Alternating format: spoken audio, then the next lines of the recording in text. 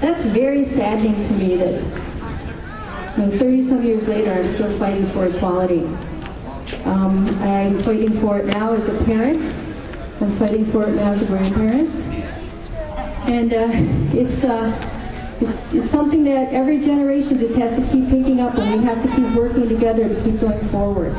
So as I stare out at all of this is amazing to me. I could have never imagined this when I came out in high school, that there would be a day when college campuses would have diversity day and people would show up and support each other, and there would be so much love in the air and hugs, and with everything that we deal with all the anger and the despair and the frustrations and the sadness and the pain, to come to an event like this and to see this on a college campus, to me is just, it's a great feeling. And it's not to say we're without struggles, but it's amazing to see such community, to see places like Straight Advocates for Equality, which I could never imagine, or PFLAG. I remember the first time I marched on Washington in 1978. The first time that PFLAG came around the corner, and there were hundreds of thousands of people there. It was the most awesome moment. That's when everybody in the crowd just kind of gasped, because there were the people that didn't have to be there. There were the people that were supporting us that didn't have to. And it was powerful, and to this day it's still powerful. And that's why I'm really happy to have PFLAG as one of the benefactors of our concert. I remember the day that Harvey Milk was assassinated. Not only in California was that a powerful moment, not only was it an angry moment there, but it traveled across the country. Unfortunately, I saw that feeling again when America was shaken on November 4th when Prop 8 passed in California. I know my friends across the country were shocked. That could never happen in California, but it did.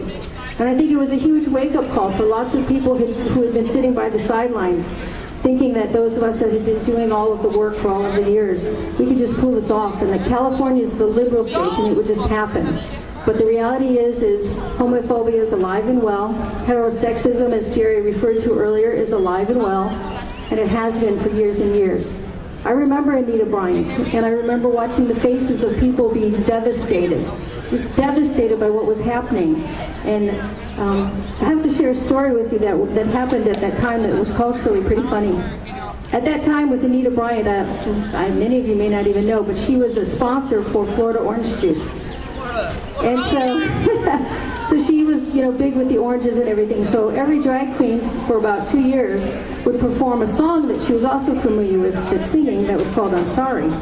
So they would dress up like an orange, and they would all perform her song, I'm Sorry, just to kind of poke fun at the issue. So I guess you have to keep a sense of humor through all this. We've been up and we've been down, but hang in there. Change is coming. It has been, little by little. We're chiseling a pretty big, huge monster here. Discrimination is never easy. We saw that through the civil rights movements. I watched the civil rights movement as a young kid, and I could never understand it then, and I still can't understand it. The same signs, the same wording, the same posters, the same biblical arguments were present in the 60s that are today against LGBT plus communities. But as they did then, we will prevail.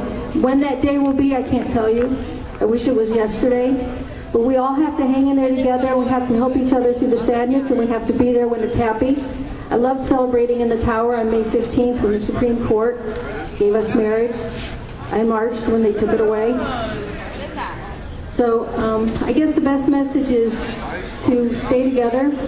In 2004, I was on the Marriage Equality Caravan that traveled across the United States. From San Francisco to Washington, D.C. to take a message to the White House that we wanted marriage equality. Lots of people in our community didn't support it because it was prior to an election and they thought it would cost us the election. And lots of people still think it cost the election, that we should have stayed quiet. But that wasn't the time. There was no time to stay quiet when your civil rights are being taken away.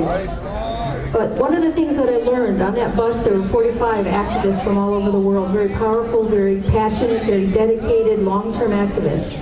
And the thing that each of us had to take away from that event and that we learned about each other is every person has their own voice. Every person has their own message. This fight, I talk to people who are transgender and their issue isn't necessarily specific to my issue, but we relate. I talk to people who are parents and their issue isn't necessarily my message, but we relate. I think we need to listen to each other and hear our messages, and everyone out here needs to find your voice in this movement, find your voice and shout it from the top of your lungs. Thank you. Thank you, Beverly.